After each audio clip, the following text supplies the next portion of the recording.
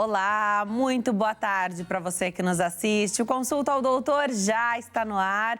Hoje a gente aprende juntos sobre 3 temas muito bacanas. A gente começa falando sobre fibromialgia, depois a gente começa falando sobre lombalgia, depois tem bate-papo sobre fibromialgia juvenil, que é um tema inusitado, porque a gente pensa que fibromialgia vai chegar só depois de uma determinada idade, a gente vai entender tudo isso e termina no último bloco falando sobre um tipo de tontura que tem a sigla TPPP. O nome é difícil, mas é tontura postural perceptual persistente. Do que se trata essa tontura? A gente vai entender no nosso último bloco. Aproveita a oportunidade, já vai mandando as suas perguntas para tirar as dúvidas por aqui, através do nosso WhatsApp. O telefone é 11 3337 5886. 11 3337 5886. Tô te esperando nas nossas redes sociais, claro, lá no Instagram, @TVHit, no Facebook é Hit TV Oficial. E nós estamos sempre ao vivo através do nosso site, www.hittv.com.br. Eu também estou nas redes sociais. Aguardo a sua participação sobre o programa de hoje. Pode mandar as perguntas nas minhas redes sociais e também sugerir temas para as nossas próximas entrevistas. Nesse momento que você faz a sugestão, já aproveita e coloca o motivo pelo qual você está sugerindo aquele tema. Já faz sua pergunta que eu trago no momento oportuno.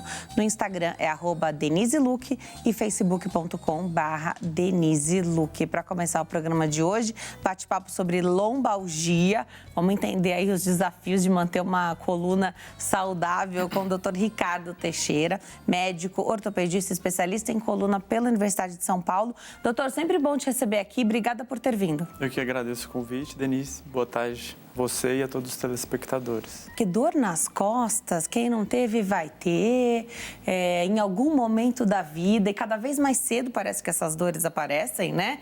Então a gente ouve jovens reclamarem bastante também. Não sei se é muito postural, eu sei que essa questão da nossa coluna lombar, essa região, acaba sendo muito afetada, né? Queria que você explicasse então, porque a coluna é uma só, mas para a gente entender a localização, a gente usa o nome do trecho, né? Exatamente. Nós temos os segmentos da coluna, né? Dividimos a coluna vertebral em 3. A coluna cervical, na região do pescoço, a coluna torácica, próxima aqui da região das costelas, e a coluna lombar, que é o segmento abaixo das costelas e que se estende até a região da cintura. Então, essa parte final das costas é a região lombar. A lombalgia, então, não é um diagnóstico final, são os sintomas, os quadros dolorosos dessa região. Então, quando a gente tem um tipo de lombalgia, né, a gente precisa entender o que causou essa lombalgia. E como você mesmo disse, o número de pessoas com lombalgia, ele vem aumentando dia após dia, né? A nossa vida moderna, ela acaba fazendo com que a gente tenha uma postura ruim, muito tempo sentado em escritório, muito tempo no trânsito, é um convite também à vida sedentária, e todos esses são fatores que acabam aumentando o número de pessoas, os casos de lombalgia. São fatores que vêm ali ocupando a mesma proporção de importância e daria para dizer que, alguém pode dizer assim, mas Denise, eu trabalho sentada, minha profissão exige muitas horas ali na mesma posição, não consigo fazer aquelas pausas, né, que vão trazer o maior conforto. Daria para dizer que a atividade física, então, num movimento mais específico, tanto geral de movimento qualquer, mas também focado nesse fortalecimento das estruturas ao redor da coluna, poderiam fazer a diferença? Então, quase que não tem desculpa para você não proteger. Fazendo atividade física, daria para amenizar esses impactos do restante? Com certeza, Denise. O que sustenta a nossa coluna, o nosso tronco, são esses músculos. Então, se esses músculos estão fortalecidos, a gente tem menos dor, menos desconforto, menos carga, sobrecarga nos discos, nas articulações da coluna. Então, na verdade, o que você comentou agora é o que nós orientamos e é o que é a solução para mais de 90% dos casos de lombalgia, né? Uma postura adequada, ergonomia que é a posição adequada no trabalho, alongamento e principalmente o fortalecimento da musculatura que sustenta o tronco. Essa musculatura ela tem um nome, é a musculatura do core. Então, se a gente conseguir fazer isso, colocar essa rotina na nossa vida, nós diminuiríamos assim drasticamente o número de pacientes com lombalgia. Que é diferente de um olhar voltado para a atividade física por estética, não. É o remédio de quem tem dor na coluna. Essa é uma percepção também bem pertinente, porque muitas vezes as pessoas fazem muita atividade física, por exemplo, longas horas de corrida, fazem um trabalho grande de hipertrofia de membros superiores ou membros inferiores na academia e se esquecem muitas vezes também dessa região do tronco, né? Então vale pontuar que às vezes a pessoa faz muita atividade física e não fortalece a coluna. Esses pacientes, essas pessoas, elas também têm um risco aumentado de desenvolver problemas de coluna, né? Porque apesar de fazerem muitas atividades, elas acabam não fortalecendo a coluna. Então, fica a dica para todo mundo não se esquecer de fortalecer a coluna mesmo, que é o que vai garantir uma vida sem dor agora e também no futuro. Tá. Não tem nada, tem algum momento em que vai impedir a pessoa, por causa de dor nas costas, a não fazer atividade física? Porque muita gente se apoia nisso, tô com dor nas costas, então eu não posso fazer. Normalmente é quem já não gosta, né? Que você tá procurando uma desculpa, de repente você encontrou. Esse critério, Denise, ele é um pouco subjetivo. O que eu costumo pontuar é assim, quando a gente tem um desconforto, principalmente aquele desconforto porque a gente trabalhou muito ou porque no dia anterior a gente fez uma atividade física mais vigorosa, isso não impede a gente realizar novamente uma atividade física. Agora, se a gente sente uma dor, realmente um quadro doloroso que afeta, que gera alguma perda de força associada ou um falseio da musculatura, nesse caso é melhor a gente evitar o esforço ali, a atividade física. Legal você ter tocado nisso, porque a gente já tinha conversado em numa outra conversa, já surgiu isso aqui, e eu acho que é importante pontuar que, claro, a gente está falando de lombalgia, então o principal sintoma que a gente pensa é sempre a dor, mas é só a dor? É a dor associada a essa perda de força? É uma dor que ainda vai te tirar o controle? Por exemplo, tem gente que perde urina. Então, essas coisas que vão agravando esse cenário que muitas vezes a maioria das pessoas não imagina, né? A lombalgia, ela tem várias formas de apresentação. E uma delas é essa que você mencionou. É quando, além da dor nas costas, há um comprometimento neurológico. Então, há uma compressão da medula ou dos nervos que passam na região lombar e se irradiam para as pernas ou para a região ali de controle dos esfíncteres, da urina ou do intestino, né? Então, quando a gente tem essa irradiação para as pernas, nós estaremos frente a um quadro de lombociatalgia, né? Quando a gente tem uma lombociatalgia, um comprometimento neurológico, é interessante que um médico especialista em coluna seja consultado, porque pode ser um caso mais grave. Uma condição extrema é essa que você disse, que quando a gente perde o controle da urina e do intestino, durante uma crise de dor lombar, há essa perda do controle da urina e do intestino, a gente pode ter uma síndrome chamada de síndrome da cauda equina, que é uma condição de urgência, na qual há uma compressão bem importante dos nervos ao longo da coluna, na região lombar.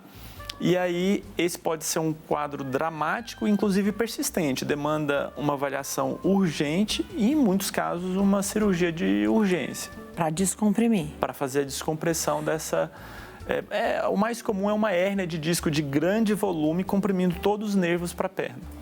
Agora, a situação já estava ruim e o paciente que foi deixando porque não tinha tido uma situação tão agravada assim, ou pode, de fato, ser esse o primeiro episódio assim, a ser levado em consideração? O mais comum de nós observarmos é aquele paciente que tem uma coluna já um pouco desgastada e, eventualmente, algum esforço maior, pegou um peso, fez uma atividade física além do que era adequado, e aí a gente tem essa extrusão, aparece uma hérnia de disco.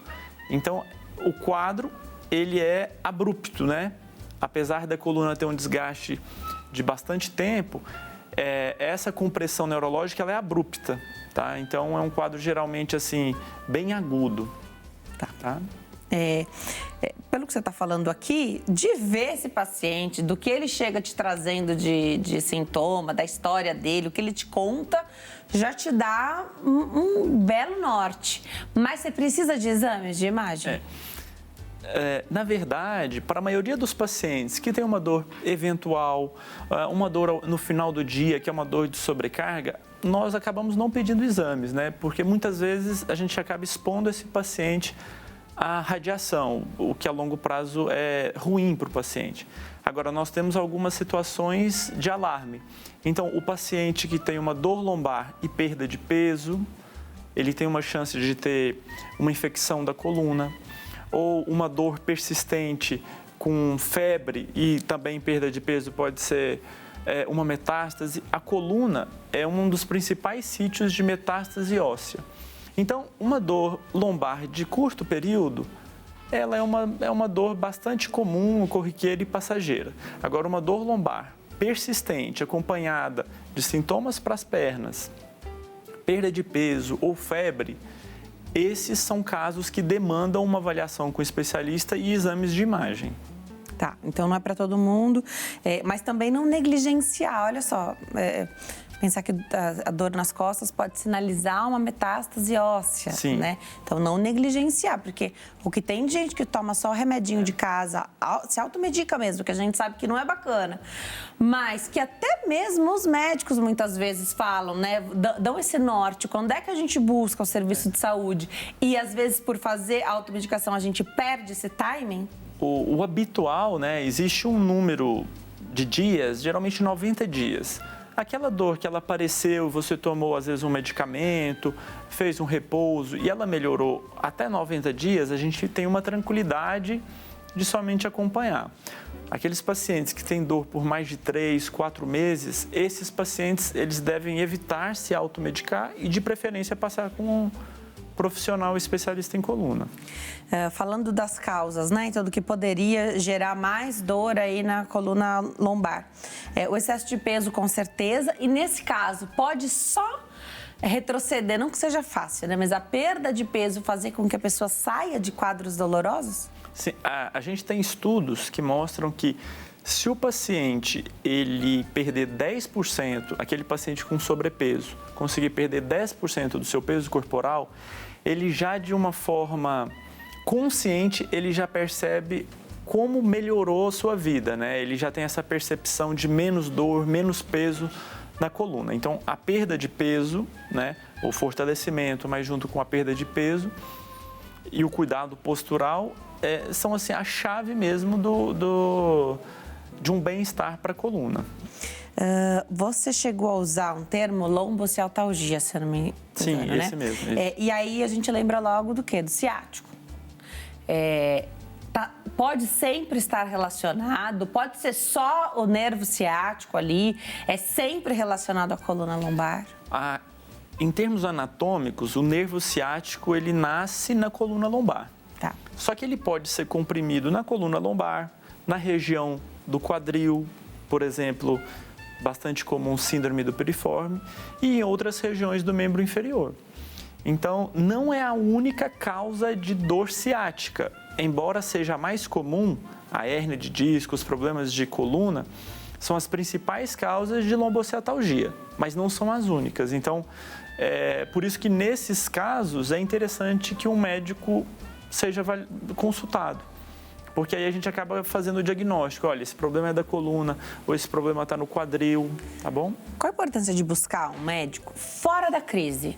Porque na crise você vai para o pronto-socorro. Às vezes não dá tempo de você acionar, mesmo que você tenha contato próximo com o seu ortopedista, às vezes não dá tempo. Você precisa do pronto-socorro, né? Só que vai te tirar ali daquela situação, um medicamento que se dá ali mesmo no hospital. Mas qual é a importância de fazer esse segmento, de ver como é que essa coluna ficou depois daquela crise, para aí traçar?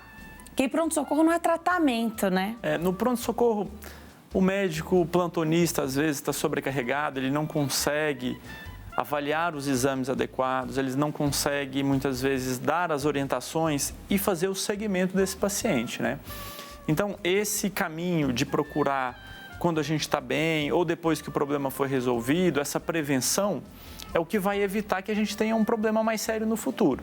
Então, um paciente que já desenvolveu, depois dos seus 60 anos, um bico de papagaio ou uma compressão mais grave da coluna, que nós chamamos de estenose, ou mesmo uma hérnia, vai ficar difícil que a gente consiga fazer um tratamento preventivo. Na verdade, muitas vezes o que a gente já tem que conversar naquele momento é sobre uma cirurgia, um procedimento, né? E quando a gente entende que a saúde da coluna é um cuidado diário, não fica difícil da gente perceber que desde cedo, desde a nossa infância, adolescência, os jovens adultos, eles devem cuidar da sua coluna para que lá na frente não sofram de patologias, de problemas de coluna. A altura, alguém muito alto, tem mais problema na coluna? Não tem nada a ver? É mais comum as pessoas mais altas terem mais problemas, até porque muitas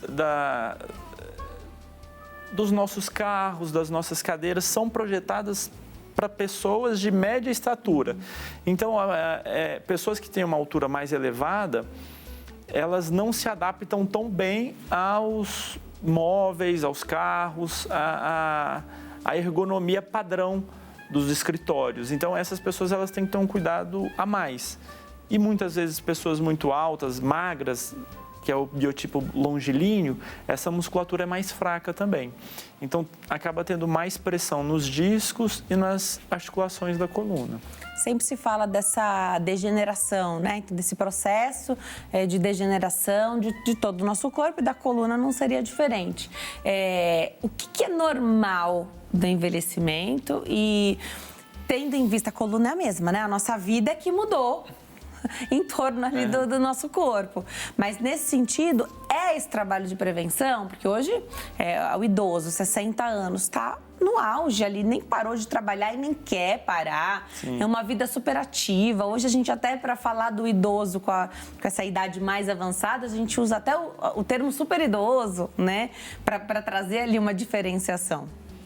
Essa é uma pergunta que às vezes é de difícil resposta, né? Nós temos um processo natural de desgaste, de desidratação desses discos, que vai ocorrer com todas as pessoas já após os 30 anos. Então, um disco, alguma desidratação, algum desgaste é normal em pessoas depois de 30 a 40 anos.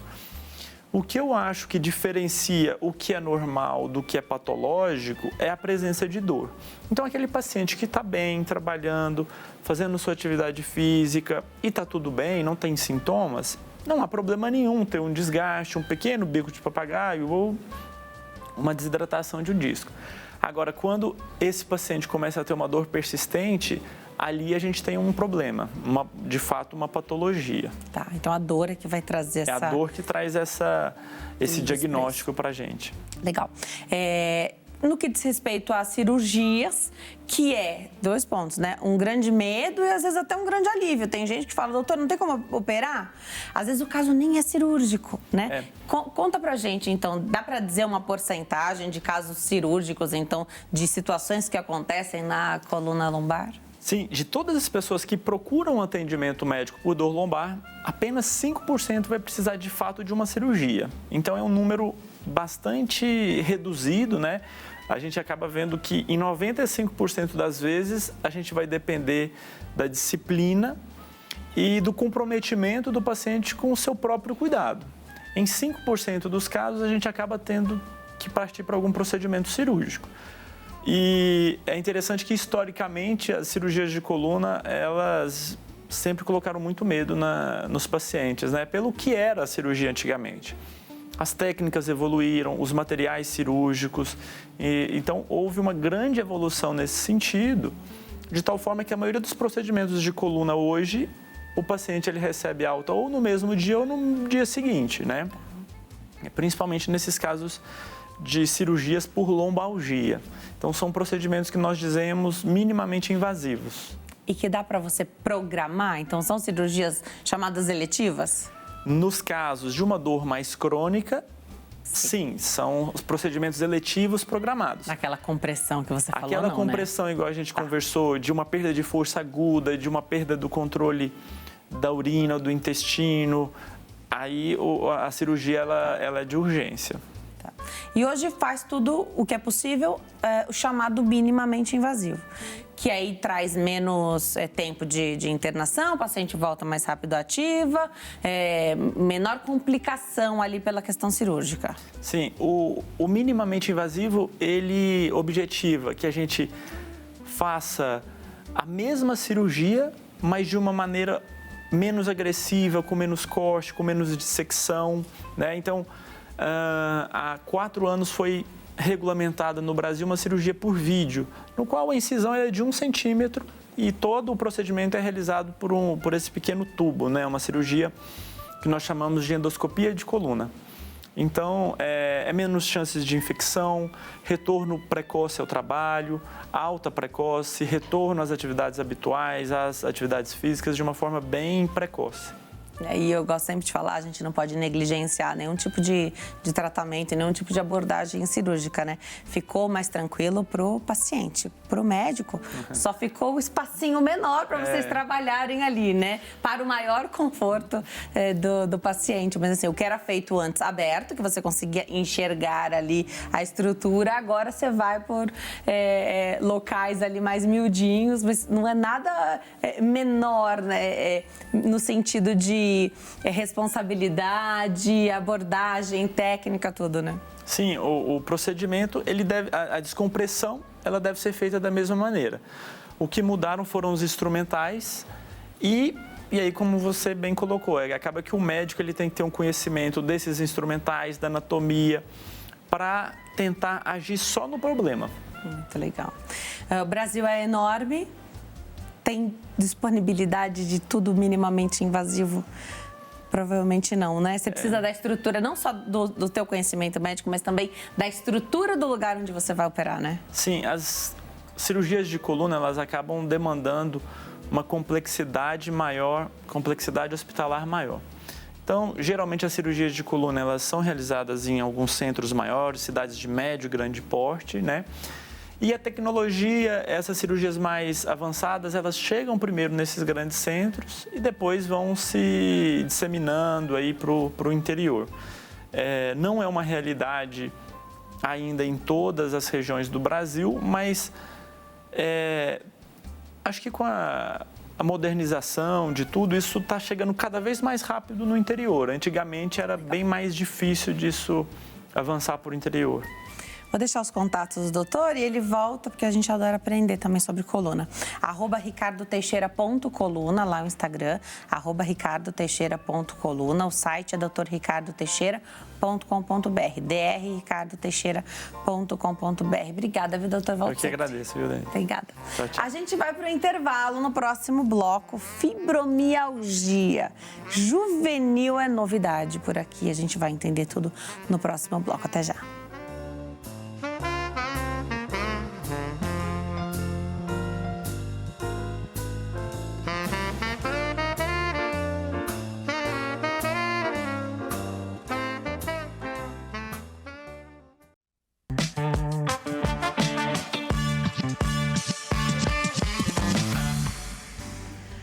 Nós estamos de volta. Olha, aqui ao longo desse tempo à frente do Consulta ao Doutor, a gente já falou muito sobre fibromialgia.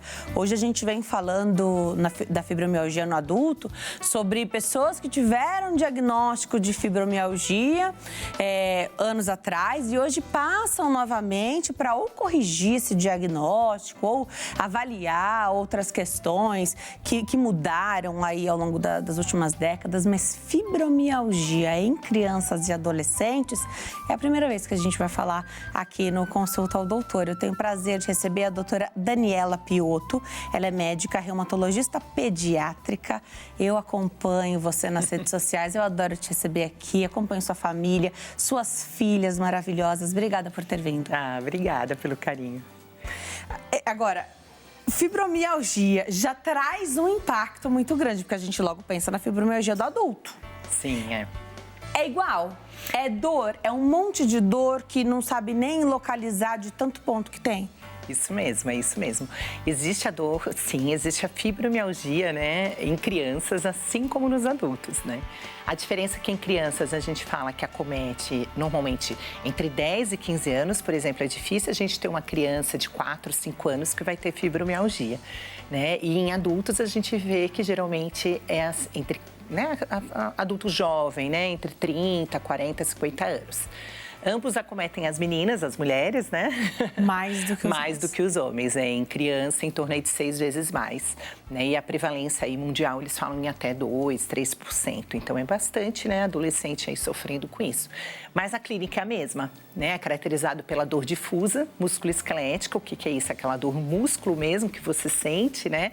Dor nos ossos, né? Dor nos tendões, dor na carne, né? A dor muscular, né? E que geralmente é caracterizada por mais de 3 meses. É uma dor crônica, que a gente fala, não é uma dor aguda, é isso. Não melhora com analgésicos, às vezes faz fisioterapia, também não melhora. E também tem associado, principalmente em crianças, também distúrbio do sono. Né? Uma coisa que também nos ajuda muito, aquelas crianças que acordam cansadas, né? Que a gente chama de sono não reparador, aquela criança que já acorda cansada, tem as sonecas à tarde, adolescentes que ficam com preguiça, taxados com preguiça e, na verdade, podem estar com dor. Né? E uma das outras características principais é a fadiga, né? Esse cansaço. Então, é aquela criança que está sempre cansada. Mais ou menos isso. Existe uma tendência de negligenciar essa queixa da criança, porque a gente não pensa que a gente pensa que essa dor, ela é do idoso, ela é de um adulto já com uma certa idade. A gente acha que criança falando que está com dor, será que está dando uma desculpa? Só que você contou pra gente que não passa, essa fadiga. É claro que a criança está irritada por sentir essa dor também. Ela não quer ter essa dor, né? Mas tô aqui me colocando na posição de mãe. O quanto que a gente leva em consideração isso? E nas nossas entrevistas aqui, a gente sempre fala bastante do cuidado, do olhar dos pais, de checar a criança que está mais prostrada, a dor do crescimento. A gente teve a oportunidade de falar aqui. Sim, em crianças menores, às vezes até confundido, né? Naquela criança de 7, 8 aninhos, que também pode ter a fibromialgia, ela tem as dores nas pernas, né? Que pode dar também um cansaço. Então, isso a criança fica com fadiga, né? Com aquela, não quero brincar. Então, isso pode confundir. Realmente é muito negligenciado, né? Na época da pandemia também a gente viu muitos casos, porque era aquela criança com preguiça, que já não saía de casa, não queria fazer nada. Então, é normal, porque está cansado de ficar em casa. Não, e ele estava com dor, né? Então, assim, quando que a gente tem que suspeitar? Primeiro o feeling materno, né? Que a gente fala muito, né? A mãe conhece o seu filho. É diferente daquela dor da preguiça. Então, ele não quer nem se levantar para jogar futebol com os amigos, uma atividade que ele gosta tanto. Ou, de repente, não quer sair para ir no cinema, no shopping, né? Adolescentes gostam muito de estar em grupo. Então, uma criança que fica mais isolada, porque ela começa a sentir dores, ela não se sente disposta, né? Ela está sempre cansada. Então, isso tudo acaba refletindo no dia a dia, né? Na qualidade de vida da criança, né? E a mãe percebe isso. Então, assim, tomou remédio, analgésico, né? A criança acha que a mãe acredita que ela dormiu bem e, na verdade, ela não dormiu porque ela não consegue entrar no sono profundo. Distúrbio do sono, você falou. Isso, às vezes tem ranger dos dentes, a criança acorda com dor até na TM, dor de cabeça. Então, a gente vê que tem muitas alterações ali associadas em que realmente, assim, 2, 3 meses já com a criança e adolescente naquele sintoma, vale a pena a avaliação do especialista, né, para descartar. Deixa eu aproveitar que a gente sempre tem um remedinho de dor em casa, né? Aproveitar e fazer essa marcação aqui, que eu acho importante. Em época de dengue, não é todo remédio, todo analgésico que a gente pode usar e dar para os nossos filhos também, né? Então, tomar cuidado com isso. Acho que ibuprofeno é um que não pode. Ibuprofeno, né? Não pode. Então, você troca. Porque a gente tem, a gente sabe, né? Quais são os que resolvem melhor as situações da nossa casa, né? Aí, se você é desse time aí do ibuprofeno, né, nessa época não é para usar. Porque a gente não sabe, pode ser tudo, pode ser dengue, né? Então, aí não usa esse remédio nessa época, É né? super importante você pontuar a questão da dengue, porque a dengue, ela dá uma dor no corpo que parece que quebra os ossos, né? É uma dor muito importante, é uma dor muscular muito importante. E para a gente ter o diagnóstico de fibromialgia, a gente tem que excluir outras causas, né? Então, nesse meio tempo, você já excluiu infecções, já excluiu lúpus, ou uma artrite, ou outras dores musculares. Que também podem acometer as crianças. Que também podem acometer as crianças e podem acometer com dores, né? Então, a gente tem um amplo diagnóstico diferencial, inclusive as infecções como a dengue. Né? Então, é importante neste momento evitar realmente anti-inflamatórios, como o ibuprofeno, o AS, né, a aspirina, e não na melhora dos sintomas, procurar pelo atendimento médico. Né? E aí, esse atendimento médico, quando você fala, não, a criança tem alguma coisa mesmo, já não melhorou, você oferece o que ela mais gosta de fazer, o passeio ou até o alimento, e ela declina, né? Porque criança, se tá fazendo um charminho, ela vai até um ponto. Depois ela fala, melhorei, né? Sorvete eu quero. Né?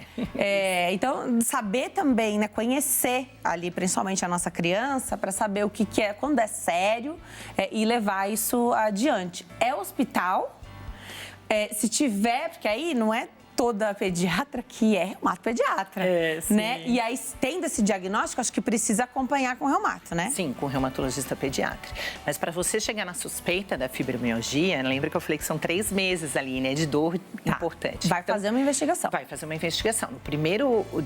A primeira dor, se for um quadro agudo ali de 1 a 2 semanas, com certeza, ainda mais neste momento de epidemia, né, da dengue, a gente tem que descartar dengue, chikungunya, influenza, né, se vem sintomas respiratórios, que também dá muita dor no corpo. Então, a gente primeiro precisa descartar as infecções.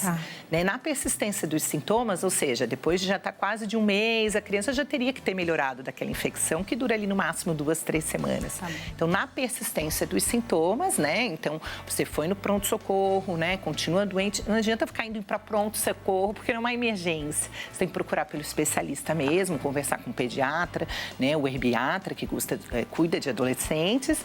E, se necessário, eles vão encaminhar para a gente um reumatologista, né, pediatra. É legal lembrar que tem esse profissional que vai acompanhar aquele meio tempo que a criança não vai querer ir ao pediatra e que você também não vai levar no médico de adulto. Mas hoje existe, né, a pediatria sendo aí, né, porque é faixa pediátrica até uma determinada idade que às vezes a gente acha que você não vai conseguir levar uma criança adolescente de 17 anos ao pediatra, mas bem, ele pode ser atendido. Pode, né? pode. E pode procurar também diretamente o reumatologista pediatra, né? Muito legal.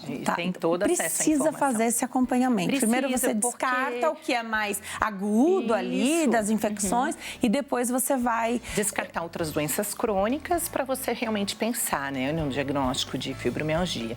Né? O diagnóstico, normalmente, ele é clínico, isso também é muito importante. A gente sempre pergunta que exames que precisa fazer. Não vem escrito num exame, né? Não tem. Inclusive, os exames vêm todos normais, né? A gente tem criança com exames de sangue, que já fizeram até os exames mais específicos. Ótimo. Tudo normal, ressonância, né? Chegam a fazer até eletroneuromiografia, que é um exame para você estimular o músculo e ver se pode ser realmente inflamatório ou neuropático, tudo normal. Então, realmente, é o diagnóstico clínico, né? Que eu vou até reforçar quais são esses, né? Então, geralmente, a criança, ela sente dores difusas. Então, a gente fala que são dores nos 2 lados é como dói tudo. Resumindo, dói tudo. Então, é nos 2 braços, nas 2 pernas, pode doer a barriga, dor tórax, dor de cabeça, é muito comum, dor abdominal. A gente fala que tem algumas crianças que têm síndrome do intestino irritável, então aquela criança com associado. Associado, isso mesmo. Né? Então, crianças também com distúrbios do isolamento, né? Às vezes queda do rendimento escolar, porque delas também não conseguem estudar, porque estão sempre cansadas. Então, aquela criança que não está indo bem, né? Então, acorda cansada, distúrbios do sono, não vai bem na escola, não quer sair com os amigos, tudo isso pode estar associado. E, além disso, tudo é uma bola, né, um ciclo vicioso, uma bola de neve. Essas crianças não querem fazer atividade física, acabam tendo mais ansiedade, comem mais, são mais obesas, né? Então, é todo um ciclo vicioso que realmente precisa ser investigado, né, e tratado. Essa doença, uma vez diagnosticada, a fibromialgia, então, é juvenil, ela acompanha na idade adulta ou ela pode cessar? Pode cessar, mas normalmente, isso é uma pergunta super importante. A gente costuma dizer que a família é dolorosa.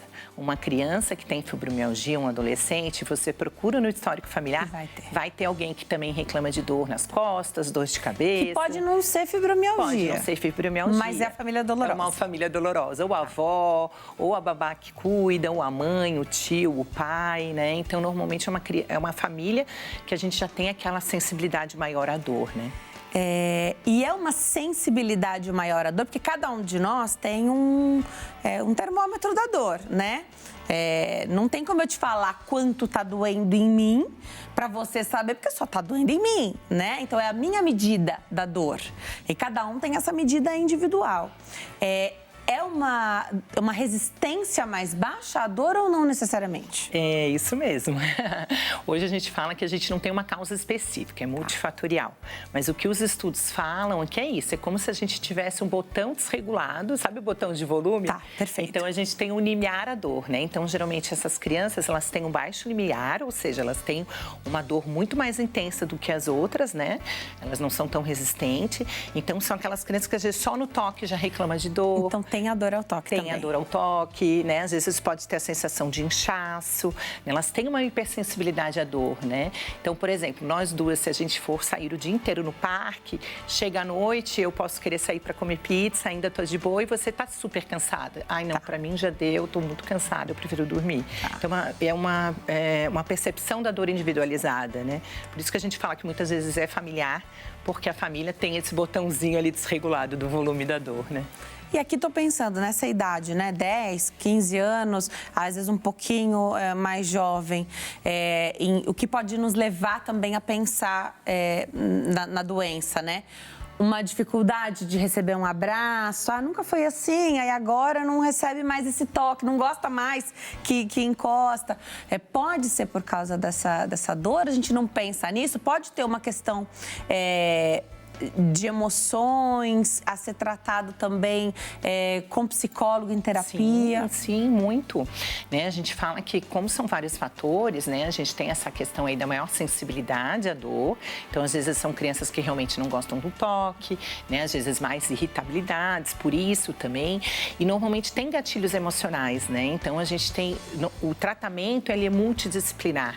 Né? Eu brinco até que tratar fibromialgia é mais difícil que tratar uma artrite, porque a artrite você dá um anti-inflamatório, um imunossupressor ou uma infiltração e a gente resolve.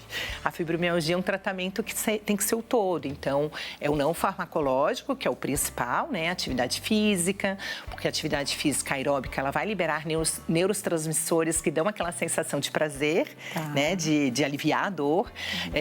Psicoterapia é fundamental, então um psicólogo, com um bom psicólogo, né? Especialista nisto, para a gente poder realmente conseguir identificar e tratar a dor como um todo.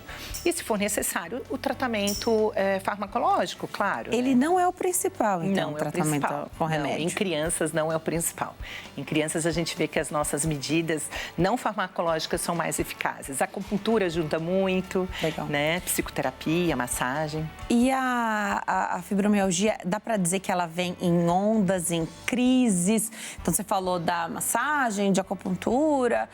Pode ser que, se for em crise, né, em ondas, como eu estou imaginando, naquela fase mais difícil ali, é muito difícil da pessoa conseguir receber essa massagem. Ou é muito difícil conseguir manter a constância na atividade física, que vai funcionar como remédio para quem tem fibromialgia, né? Isso mesmo. Então, primeiro identificado que é uma fibromialgia, né? Todos os exames normais, você viu que tem todas as características, né? Da dor difusa, da fadiga, dos distúrbios do sono. Então, você vai tratar essa criança como um todo, justamente para prevenir as crises, né? Então, quando tiver essas crises, a gente espera que a criança já esteja com uma maior sensibilidade, já vai saber também lidar com essa dor, porque a gente também precisa ensinar a criança a lidar com aquela dor. Porque a gente, quando tem uma dor de cabeça e está cansada no final do dia, a gente vai lá, toma uma dipirona, fica quietinha, né? Não quer papo com ninguém, a gente se autorregula, mas a criança não sabe. Então, a gente tem que ensinar a criança a saber lidar com aquela dor, porque a gente, às vezes, não consegue tirar a dor como um todo, mas a gente consegue controlar esse limiar da dor, né? E, pontualmente, vai administrar esse analgésico assim como a gente faz. Isso mesmo. Né? Se for realmente necessário, às vezes ela pode se autorregular com outras formas, né? Tem um peso precisar levar o filho ao reumato pediatra? Porque hoje, com as redes sociais, a doutora tá lá no Instagram, @dicas de mãe pediatra, ela traz uma leveza, né? Ela traz uma leveza, compartilha com a gente o dia a dia de mãe, porque ela é mãe, além de médica, e de como ela é mãe e médica nas situações que se apresentam ali na vida, né? E parece que tem um peso. Então, tudo bem você levar seu filho na consulta de rotina, para fazer ali com um pediatra geral. Mas, o médico pediu para eu levar no reumato pediatra. Parece que já vem ali um peso maior. Sim. Você traz essa leveza, né? Com certeza.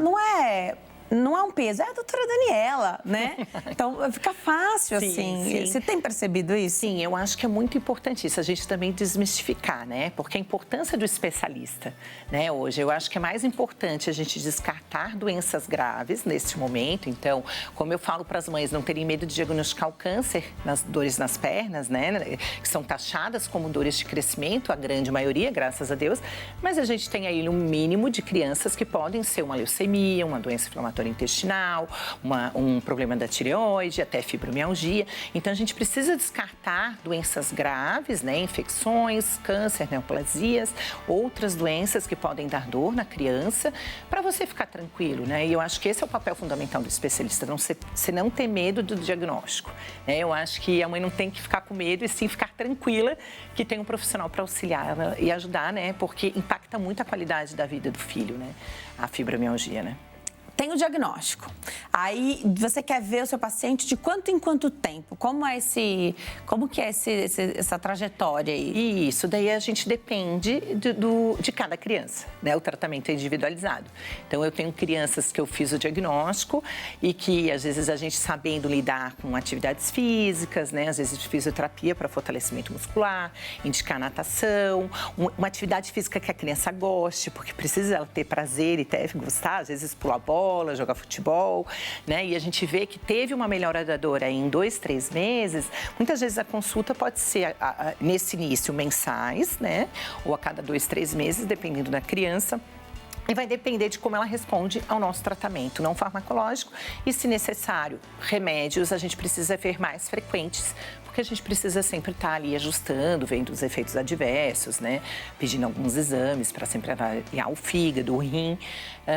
Então, seriam acompanhamentos mais frequentes, né? Mas tem crianças que a gente acompanha que já é uma vez por ano, né? Então, tá todas bem, né? Quando é que você passa esse bastão para o reumato de adulto? Isso, hoje a gente fala muito na transição, né, do reumatologista pediatra, eles ficam muito agarrados na gente, né, a gente cria um carinho muito grande com a família. Porque a história está com você, né? Você conhece essa família, não só o teu paciente, mas a família. Sim, isso mesmo. Então, às vezes, eu tenho uma paciente com lúpus que acompanha comigo já tem 25 anos. Ótimo. Pode, né? Então, né? Pode, na verdade, pode. Mas a gente já pede para ir a partir dos 21, né? Geralmente, entre 18 e 21 anos, a gente já começa a fazer a transição, porque essa criança também precisa ter autonomia. Ela já não é mais criança, ela é um adolescente, adulto jovem. Então, ela não precisa vir com a mãe na consulta, ela precisa saber tomar os remédios por conta própria, né? Então, a gente precisa dar essa autonomia para a criança, mesmo tendo uma doença crônica, né?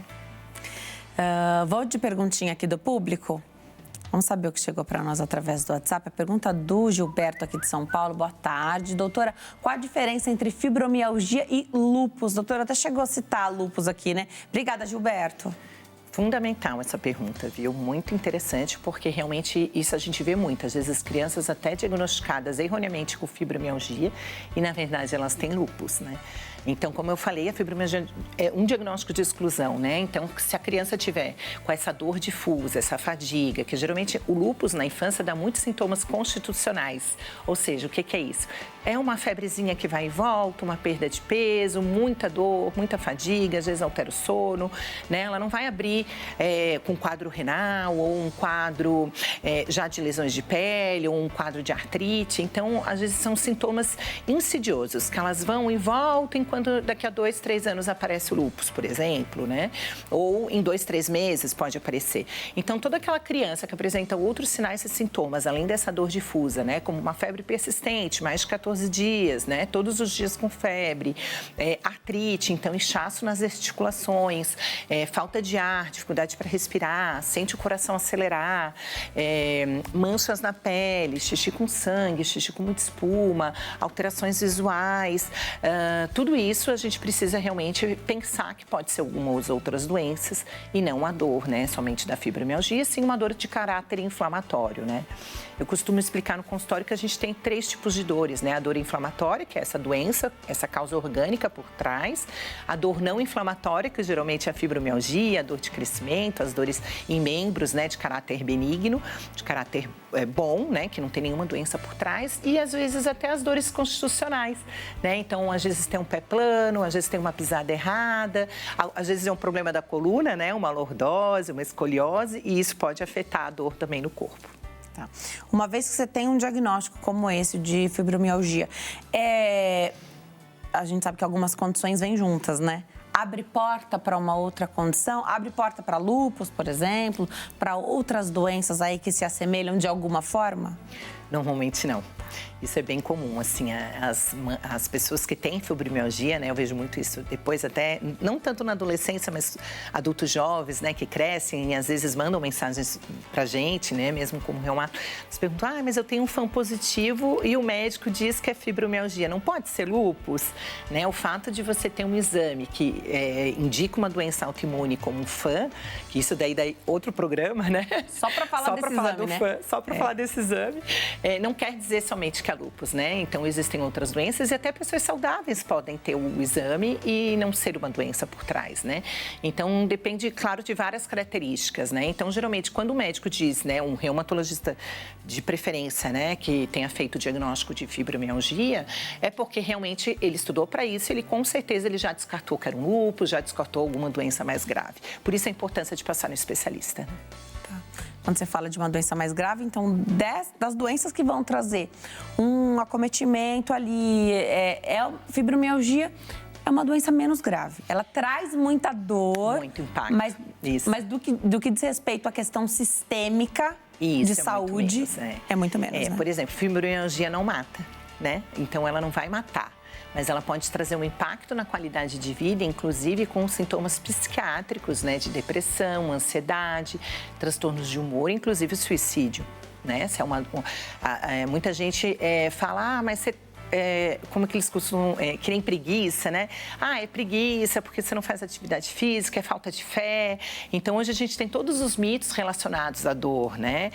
É porque você não tem uma religião ou porque você é preguiçoso, você não consegue fazer atividade física e ninguém acredita na dor daquela criança, daquele adolescente ou daquela mulher jovem, né? Então, eu acho que é muito importante primeiro acreditar na dor. A dor existe. A pessoa não está inventando, é o botãozinho ali desregulado, que a gente precisa ajudar essa criança ou essa mulher jovem e a gente precisa tratar, né? E não negligenciar achando que é preguiça, por exemplo. Porque isso acaba virando aquele ciclo vicioso, a pessoa vai entrando com depressão, né, com sintomas psiquiátricos, e isso realmente é uma qualidade de vida, uma angústia, que é como, às vezes, dá até vontade de morrer mesmo, né? Então, ela não mata como um lúpus, como uma doença mais grave, um câncer, por exemplo. Ela mina a pessoa, né? Ela vai minando a esperança. A esperança da pessoa. Por isso que tem que trabalhar com acompanhamento médico nas várias frentes que a doutora falou aqui.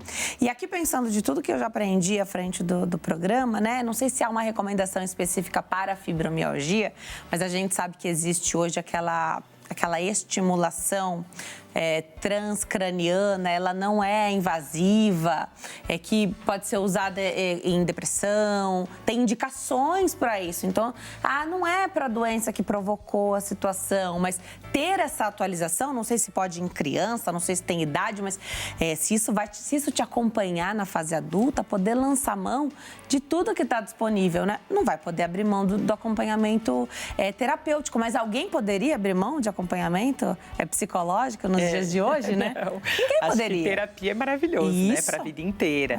Mas essa terapia tem que ser especializada, realmente voltada para essa dor, porque a gente tem que ensinar essa pessoa a lidar com essa dor. Quando né? você fala de ajustar o que tá, o botãozinho que está desregulado ali, que tem uma tolerância mais baixa à dor, isso é como se fosse um treino? É medicamento para fazer isso? Isso, é um treino, né? Então, atividade física, Vai isso já está super comprovado, porque a gente sabe da liberação de endorfinas e neurotransmissores. A acupuntura também ajuda muito, né?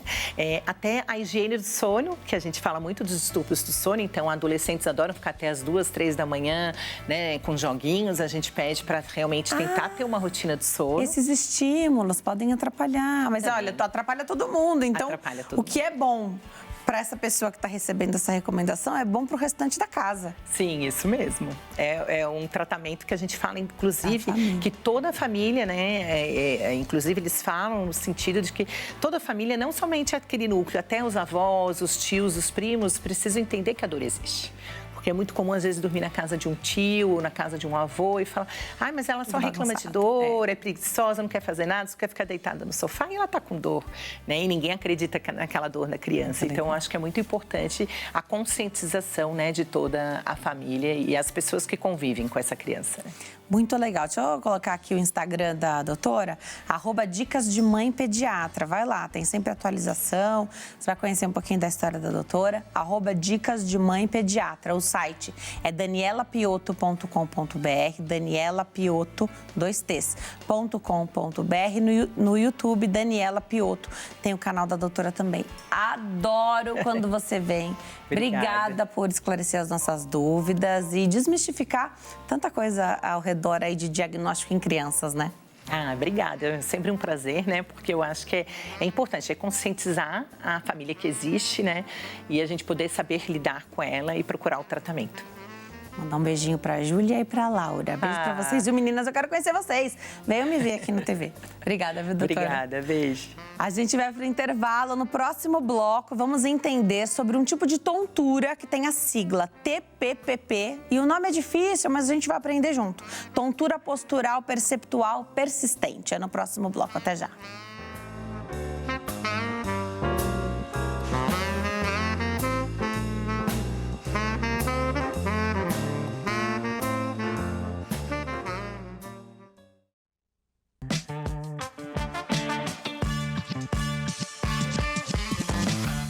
Agora dou início ao nosso bate-papo sobre tontura postural perceptual persistente, TPPP, com o nosso convidado, Dr. Rodrigo César Silva, médico otorrinolaringologista. Doutor, obrigada por ter vindo, é uma alegria te receber aqui. Eu que agradeço o convite, Denise, é um prazer estar aqui falando com você e com os telespectadores. O nome é difícil, então assim, tontura...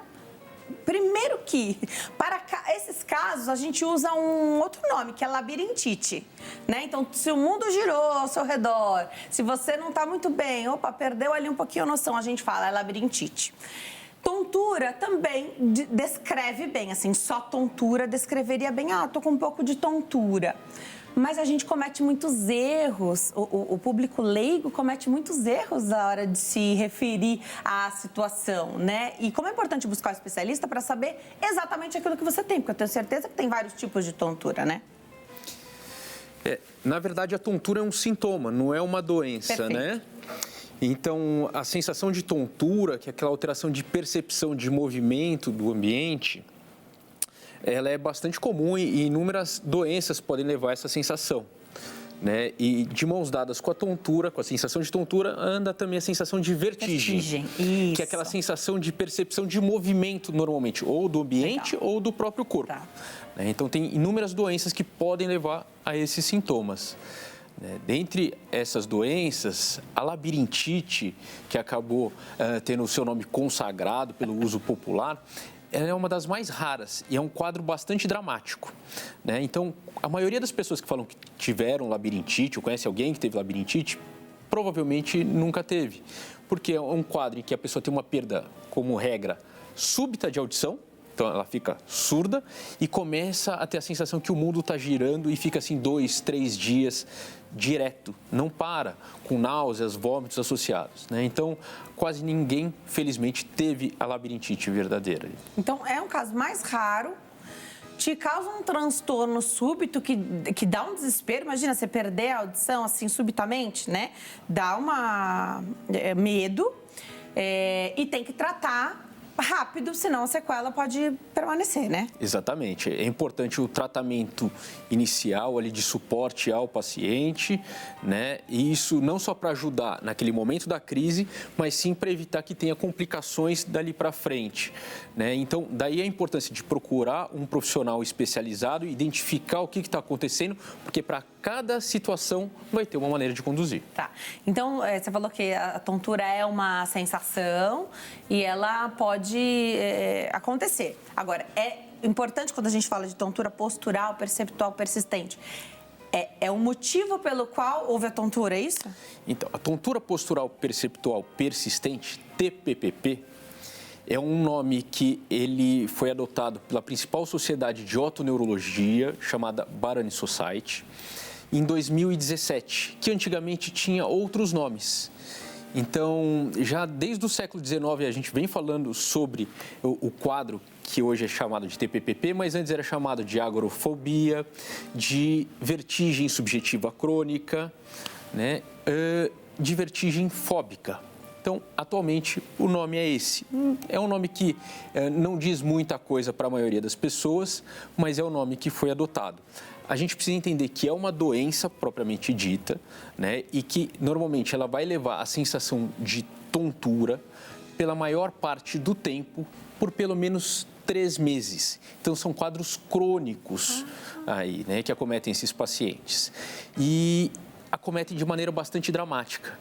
Muitas vezes a pessoa tem dificuldade por conta dessa tontura, dessa percepção de tontura, de sair de casa, de ir trabalhar, de ir para a escola, né? Então, isso pode atrapalhar demais a vida das pessoas, diminuindo a sua capacidade de produzir e a independência dessas pessoas. Isso sem tratamento. Sem tratamento. Se não tiver tratamento, muitas vezes os pacientes nos procuram que já estão há 10, 12, 15 anos sofrendo desse quadro. É alguém que não dirige, é alguém que não consegue ficar num lugar, operar uma máquina. São pessoas que normalmente têm dificuldade de sair de casa. Sair de casa, já então, traz um transtorno. nos anos 70, havia o nome de síndrome do supermercado. Então, eram pessoas que tinham dificuldade de ir no supermercado, de ir no shopping center. Porque essas pessoas, normalmente, elas têm uma piora do seu quadro quando estão submetidas ao movimento, seja ativo, portanto, quando estão andando, ou passivo, quando estão, por exemplo, num carro. Mas também tem piora do seu quadro quando submetida a estímulos visuais intensos. Como, por exemplo, ir num local que tem um monte de gente caminhando. Então, andar aqui no centro da cidade de São Paulo é algo que traz incômodo. Ou ir no shopping center, olhar vitrines pode levar à sensação de tontura. Ir numa praça de alimentação do shopping pode ser um grande desafio. Então, são pessoas que têm dificuldade em conviver com o restante por conta disso. Isso aparece de repente porque é muito comum e clássico que crianças tenham uma sensação ruim, pode ser tontura, ao andar de carro, por exemplo, ou pessoas que conseguem andar de carro, não passam mal, crianças ou adultos, mas não podem ler no carro, ou não podem fazer outra coisa que não só ficar lá, ou conseguem andar no carro ou no ônibus, mas se for de costas, não.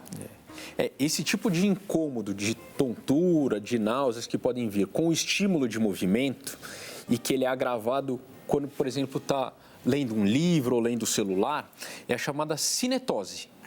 Tá? Então, é um quadro diferente da tontura postural perceptual persistente, né? A cinetose, sim, é bastante prevalente, é muito comum no dia a dia, mas é importante saber que tem tratamento. Então, tem como tratar. E ambas são quadros clínicos que dependem muito da percepção do paciente com relação ao estímulo de movimento. Então, na cinetose, o que a gente entende é que é um problema funcional, normalmente um problema do cérebro, em processar essa informação de movimento. Então, ele percebe o movimento de uma maneira exacerbada, passando mal, coisa que não era para acontecer no dia a dia. Na tontura postural perceptual persistente, na TPPP, a mesma coisa. Normalmente, caminhar no meio de prateleiras do supermercado não é algo que era para trazer um incômodo, uma sensação de tontura.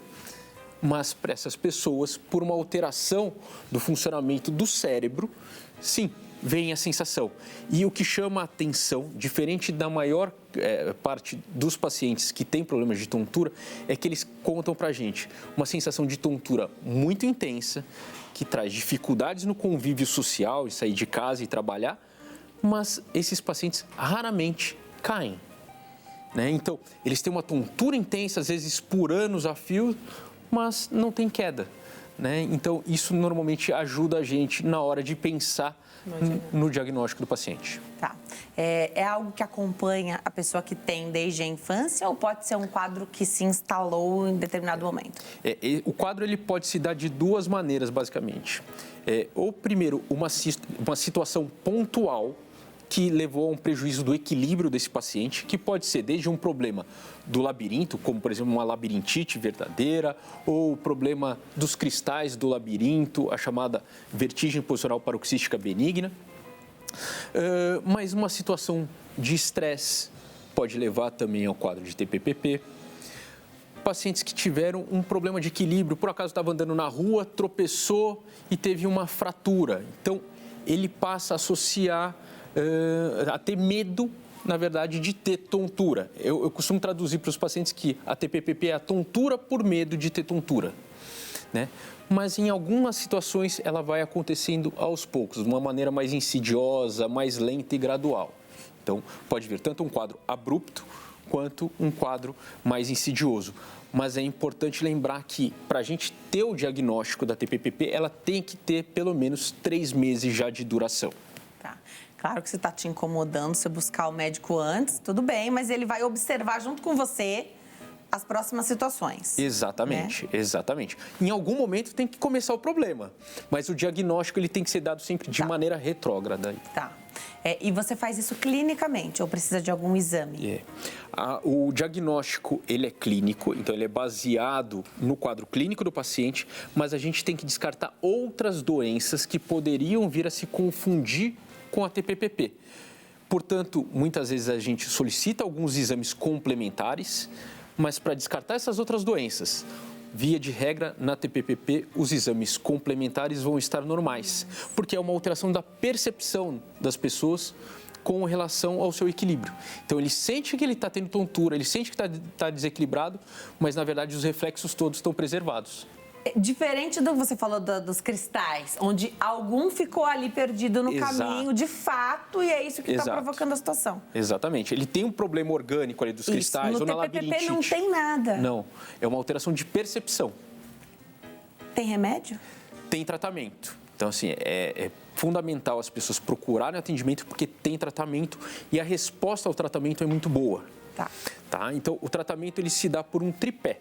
Esse tripé nem sempre é adotado no mesmo momento, as 3 estratégias, mas ele passa por uma estratégia medicamentosa, que costuma ser a mais tranquila de utilizar, normalmente é aquela primeira que a gente oferece aos pacientes, mas também podem ser associadas a terapias da parte psicológica. Então, uma técnica de psicoterapia chamada terapia cognitivo-comportamental costuma dar bons resultados, assim como alguns exercícios para o equilíbrio, a chamada reabilitação do equilíbrio ou reabilitação vestibular, também pode trazer benefícios. Por mais que sejam pacientes que dificilmente caem.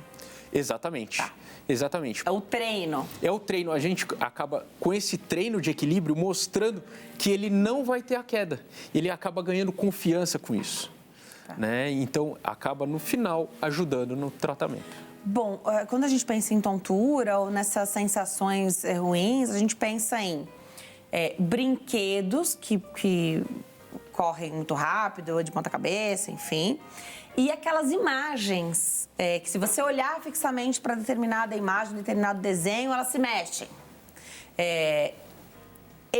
O paciente com TPPP é o paciente que é sensível a esse tipo de coisa ou não? Sim, sim. Eles são mais sensíveis aos estímulos de movimento. Então, por exemplo, desde o próprio movimento do paciente, ele caminhando, correndo, isso pode agravar o quadro, ou mesmo o movimento passivo. Por exemplo, estando num brinquedo... Você está sentado, você está parado. Ou estando, por exemplo, montando um animal ou andando de bicicleta, isso pode agravar, assim como os estímulos visuais, né? Então, você acabou dando o exemplo de algumas imagens ali, isso pode trazer bastante incômodo. E às vezes essas imagens não são tão significativas para as pessoas, como, por exemplo, ficar observando persianas. Então, às vezes, só de olhar a persiana atrás, aquele padrão de cores alternadas já pode trazer incômodo. Ou as calçadas com aquele padrão de calçadas de São Paulo ou então de Copacabana. Isso pode trazer um incômodo maior ao paciente, sim. Tem um movimento, né? Existe o movimento do ladrilho, né? Existe o movimento da calçada. Muito legal. Então, tem tratamento, os pacientes costumam responder bem, você falou. Exatamente. Agora, é um tratamento que deve persistir. É um tratamento para médio e longo prazo, né? Então, as pessoas têm que estar cientes disso. Não adianta pensar que começou com o tratamento hoje, semana que vem vai estar excelente, mas a melhora, ela acontece, costuma ser bastante consistente. Normalmente, a partir da terceira, quarta semana de ajuste da dose da medicação, começa a ter os primeiros sinais de resposta do paciente. Mas é um tratamento que a gente costuma manter, depois de estabilizado o quadro, pelo menos uns 6 meses. Tá. Bom, e é alguém que vai ter essa amizade com o otorrino, porque se houver algum problema, ela volta, já sabe quem é que vai cuidar. Exato, mas normalmente a gente consegue tratar, o paciente estabiliza e depois de um tempo a gente consegue retirar o tratamento medicamentoso. Tá. Quem tem TPPP pode também ter outras situações que podem gerar essa sensação de tontura. Então, levantou muito rápido, levantou a cabeça muito rápido, aí teve uma alteração ali na pressão e teve essa sensação. Isso que não tem a ver com a TPPP, pelo que eu estou pensando aqui, mas quem tem sempre vai relacionar a condição. Exato. Então, assim, ela pode ter outras doenças que também levam a sensação de tontura, de vertigem, ocorrendo de maneira concomitante à TPPP. Isso pode acontecer, né? E elas podem ser, inclusive, aqueles primeiros quadros que alteraram o equilíbrio do paciente e depois levando a TPPP. Tá? Então, é um diagnóstico que, para quem está habituado a lidar, não é tão difícil assim, mas a gente tem que ficar atento porque ele pode se confundir com outras doenças ali. Se você pensar numa faixa etária de maior prevalência, o que você diria para a gente? É uma doença característica, principalmente da 4ª década de vida e mais em mulheres. Sempre, né? Então, mulheres com 40 anos de idade é o perfil do paciente com TPPP, principalmente naquelas pessoas que têm traços ou transtornos de ansiedade. Então, isso tem a ver com algumas alterações que a gente já encontra, inclusive, em neuroimagem, né, que os pacientes que têm a TPPP têm as áreas de função do sistema vestibular, do sistema do equilíbrio, funcionando menos. Por outro lado, as áreas responsáveis pela percepção visual funcionando mais, assim como a questão relacionada à percepção da ansiedade. Então, o córtex frontal, ali, a porção frontal, fica um pouco mais funcionante do que deveria. Então, mais incômodo com o estímulo visual e sempre tentando se antecipar às situações. Então, aquela situação de ansiedade é comum. Bom, a terapia já vai ajudar nas duas frentes, né? Para quem não fazia, a terapia já vai ajudar nessas duas frentes. E aí, é bom saber que existe a reabilitação, que existe aí devolver essa pessoa bem para a sociedade, porque ficar em casa, se privar da vida social, né? Isso é muito ruim. Sem dúvida alguma, sem dúvida alguma. Eu vou deixar seus contatos aqui. Você volta, né, doutor? Sim, só chamar, estamos aí. Vem mais vezes. O Instagram é @Dr. Rodrigo César Silva, @Dr. Rodrigo César Silva. O e-mail é contato@otoneuro.med.br e o site otoneuro.med.br. Obrigada, doutor. Eu que agradeço. Foi um prazer estar aqui com você. Prazer foi meu. Obrigada a você que escolheu ficar coladinho aqui com a gente. Fique com Deus até amanhã. Tchau.